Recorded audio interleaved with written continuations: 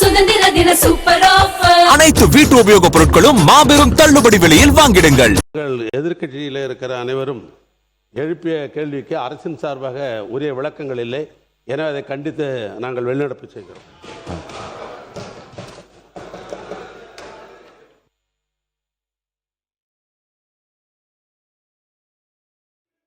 தேனி மாவட்டம் ஆண்டிப்பட்டு தொகுதி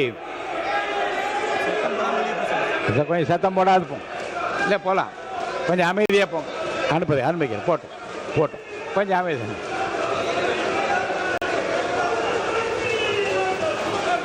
கொஞ்சம் அமைதியாக வெளியேறுங்க. அமைதியாக வெளியேறுங்க. மாண்புமிகு முன்னாள் முதலமைச்சர் எடப்பாடி கே பழனிசாமி அவர்கள். மாண்புமிகு பேரவைத் தலைவர்களே, விதி எண் 55 கீழ் கவன ஈர்ப்பு கொடுக்குறாங்க. அந்த எந்த கவன ஈர்ப்பு கொடுக்குறாங்களோ அது சம்பந்தமான கருத்துக்கள் சொன்ன பிரச்சனையே கிடையாது. அவை திசை மாறி போய் கொண்டிருக்கின்றது. கிட்டத்தட்ட பார்த்தீங்கன்னா நீங்கள் வந்து ஒரு மணி நேரம் 2 மானிய கோரிக்கை அதிக அளவில் நேரம் ஆகும். ஆகவே இனி எதிர்காலத்தில் இது ஒரு முன்னாதாரமாக இருந்துடக்கூடாது. ஆகவே எது குறித்து 55 கீழ் கவன ஈர்ப்பு கொடுக்குறாங்களோ அது சம்பந்தமான கருத்துக்கள் சொன்னால் பிரச்சனையும் வராது.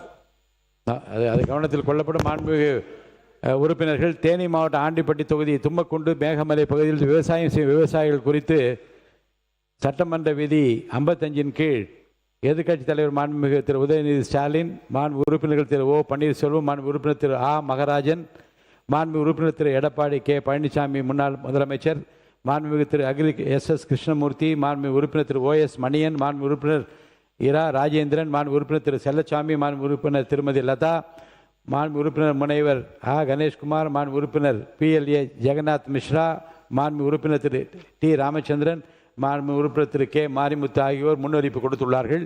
இவற்றை நான் சிறப்பு கவன ஈர்ப்பாக எடுத்துக்கொள்கிறேன். கட்சிக்கு ஒரு வீதம் மாண்பு உறுப்பினர்கள் இப்பொருள் குறித்து சுருக்கமாக கூறி அரசின் கவனத்தை ஈர்க்கலாம். சத்யாவில் சுதந்திர தின சூப்பர் ஆஃபர். அனைத்து வீட்டு உபயோகப் பொருட்களும் மாபெரும் தள்ளுபடி விலையில் வாங்கிடுங்கள்.